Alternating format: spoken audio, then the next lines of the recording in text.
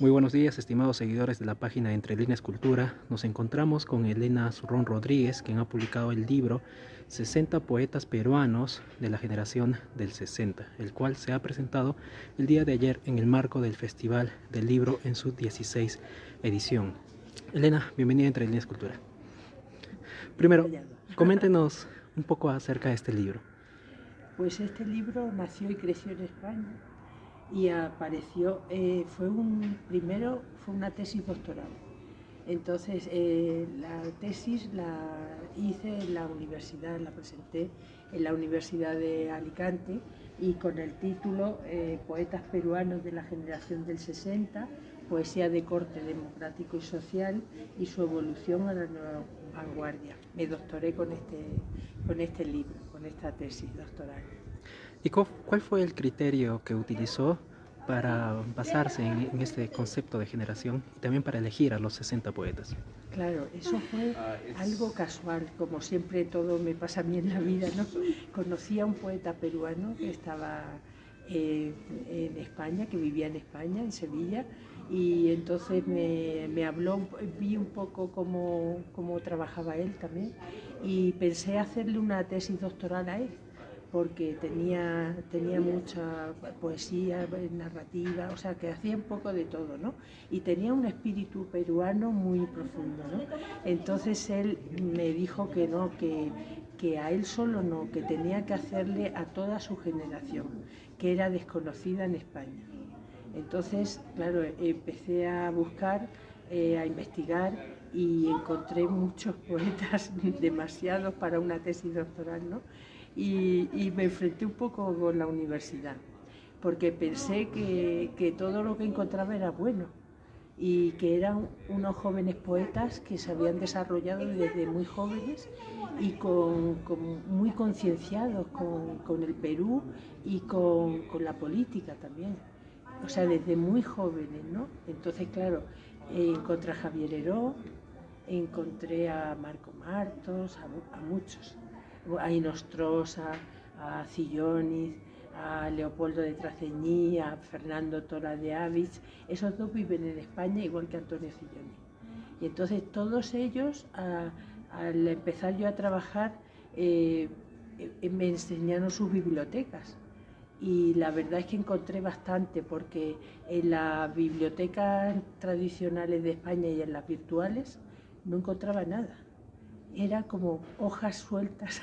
Ahí yo dije, qué lío me he metido, Claro. porque no voy a encontrar nada. Incluso aquí en Perú es complicado encontrar algunos de esos libros, porque Claro, algunos poetas han sido olvidados.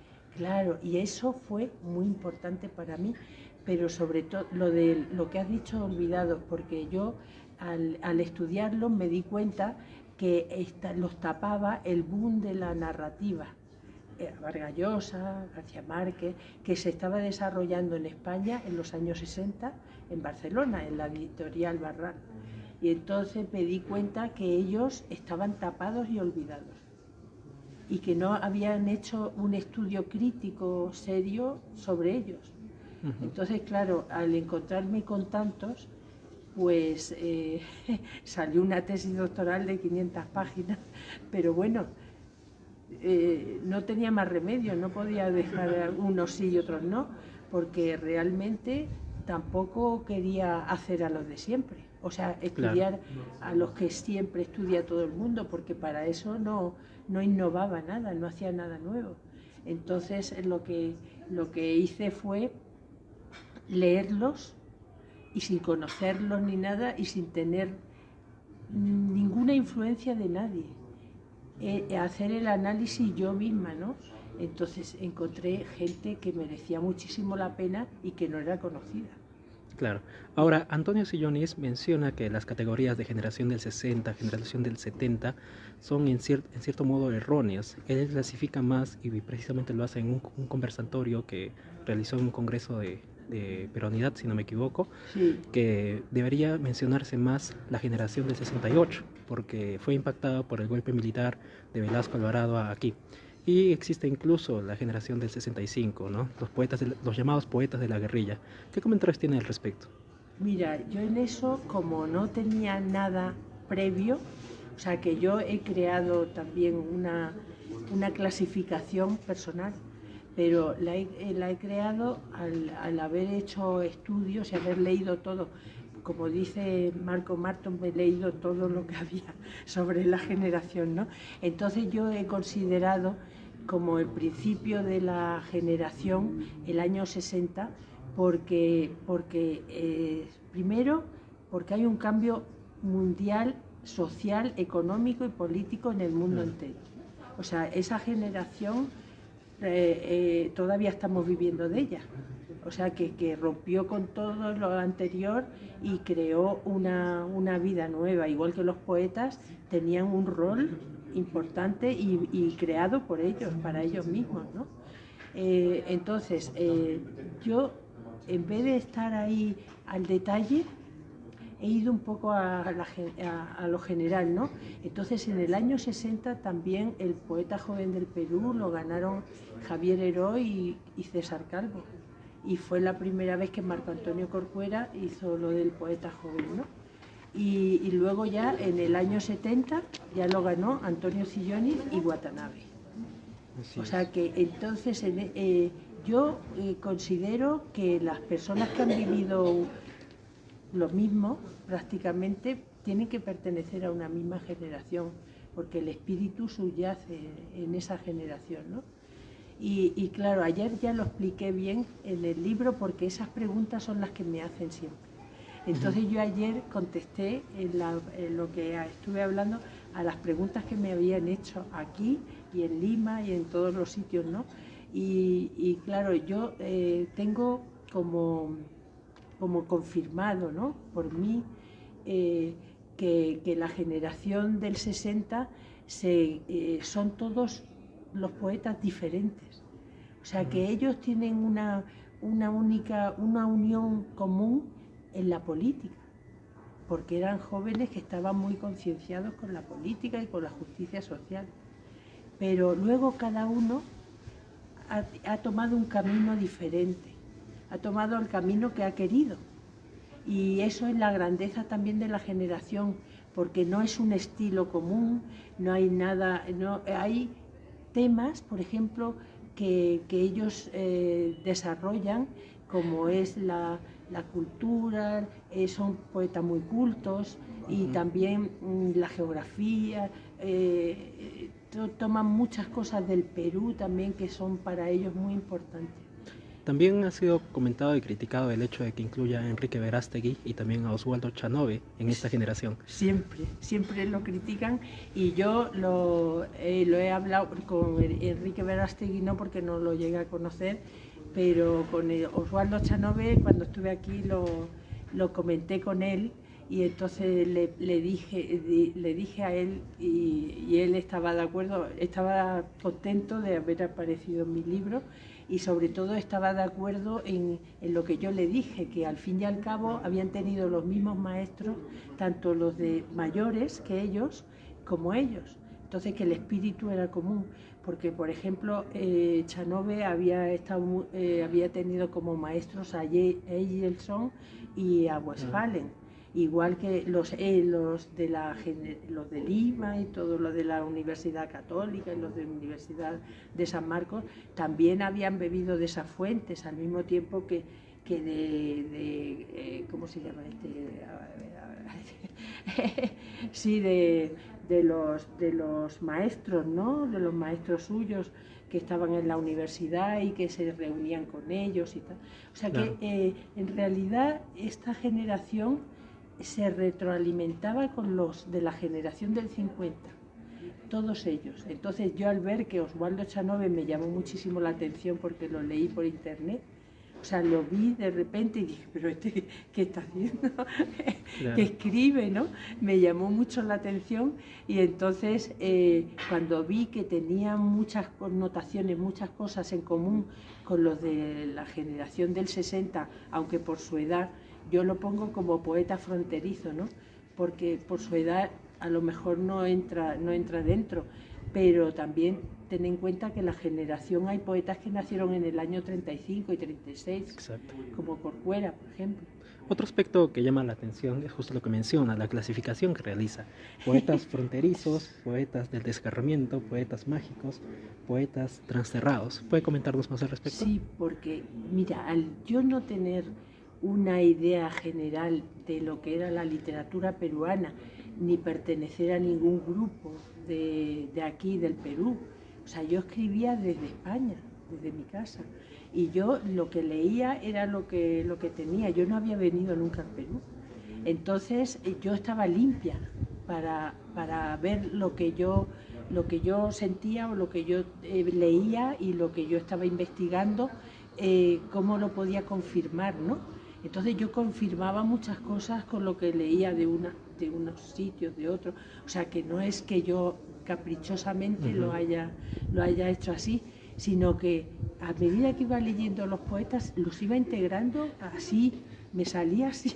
Por ejemplo, los poetas del desgarramiento leía a Juan Cristóbal y que él hablaba de los poetas del desgarramiento y los clasificaba. Entonces yo, al leer a los poetas, decía, es que Juan Cristóbal tiene toda la razón. Y entonces en mi libro lo señalo así, ¿no? Los poetas del desgarramiento, después de leer a Juan Cristóbal, decir que tal y cual, y de dónde vienen y a dónde van, y quiénes son, estoy de acuerdo con él. Y entonces pongo poetas del desgarramiento, y la lista. Pero está confirmado con Juan Cristóbal, ¿no? Y por ejemplo, los poetas del amor, pues por ejemplo César Calvo no tenía más remedio que ponerlo ahí. Entonces cuando veía uno que escribía sobre el amor, como cada uno escribía sobre lo que quería, pues lo integraba ahí también. En los poetas transterrados lo he hecho para los que estaban fuera del Perú, porque ellos no perdían nada del Perú. O sea, ellos podían estar en Italia, podían estar en España, podían estar, pero siempre en Estados Unidos, en cualquier sitio, y siempre está el Perú presente en todo lo que escriben, pero tanto en narrativa como en poesía. Pero sobre todo en poesía es que tienen un pie aquí, es que tienen la mitad de su vida hasta aquí, porque han vivido su infancia aquí. Entonces ellos nunca se olvidan de dónde han venido y de dónde están en ese momento. Al mismo tiempo, allí los que se han quedado fuera, los que han estado fuera, se fueron muy jóvenes también, pero vivieron lo que era el Perú también. O sea que no es que aparezcan. Y claro, los trasterrados también tienen otras clasificaciones entre ellos, sí. Pero yo quería hacer como un bloque y ya cada uno dedicarle, hablar de ellos con las características de cada uno de ellos. No hacer así como una semblanza de todos, así, no, una semblanza crítica de cada uno. O sea, coger sus libros, ponerte a leer lo que están diciendo y luego hacer un análisis con todo lo demás y concuerda, ¿eh? O sea que cuando ves que las cosas se van ajustando, entonces dices, creo que voy bien. Sí. Y por eso estoy convencida de que lo que he hecho es lo mejor que tenía que hacer yo, que no conocía a nadie aquí. Y a pesar de ser usted de España, ha recibido buenas críticas, grandes elogios acerca de este libro, porque llena un gran vacío en la historia de la literatura peruana y acerca de la bibliografía, sobre todo, que existe en estos temas. Claro. Y además, algo característico es que rescata a otras figuras, ¿no? Como Antonio Sillonis, que por lo general no se le ha incluido en los libros de historia de literatura contemporánea peruana, ¿verdad? Y sí. También aquí en Arequipa rescató la figura de Rosa del Carpio. Hombre, pero Rosa del Carpio ya para mí es algo especial, porque es que nos hicimos amigas. Y Rosa del Carpio, cuando yo le dije que la iba a integrar en la generación del 60, y era mayor que ellos, pero yo veía que tenía que integrarla allí.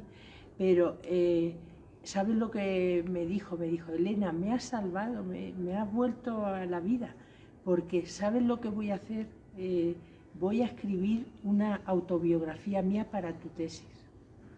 Y escribió una autobiografía. Es lo que más ha llamado la atención en las universidades españolas, la autobiografía de Rosa del Carpio, Entonces, cuando presentaba el libro allí en el Instituto Cervantes de Madrid, que es lo máximo en la lengua española, el Instituto Cervantes, ¿no? Y yo estaba con una profesora, con una catedrática de literatura hispanoamericana de la Complutense, y ella, cuando estaba comentando mi libro, dijo: hay algo especial que tiene este libro, que no lo tenemos en la universidad, porque nosotros ya hemos dejado de mirar a la persona e ir a los textos directamente. Entonces yo voy primero a la persona y voy integrando sus textos en su vida, porque para mí es muy importante lo que ellas viven y lo que ellas opinan para entender su poesía, ¿no? Entonces, con Rosa del Carpio, pues la verdad que tuve muchas conversaciones. Ya viste que ayer yo la cito siempre en todos los sitios, porque nos queríamos mucho las dos, la verdad. Bien, ha sido Elena Zurrón Rodríguez hablando de su libro 60 poetas peruanos de la generación del 60, libro que se puede encontrar en el stand de Licántropo, aquí en el Festival del Libro en su 16 edición. Nosotros continuaremos dialogando con Elena Zurrón y publicaremos la entrevista completa en la página Entre Líneas Cultura, que puede encontrarlo como entrelineascultura.com.pe. Esto ha sido todo por hoy. Visite la página y encontrará la entrevista completa. Gracias.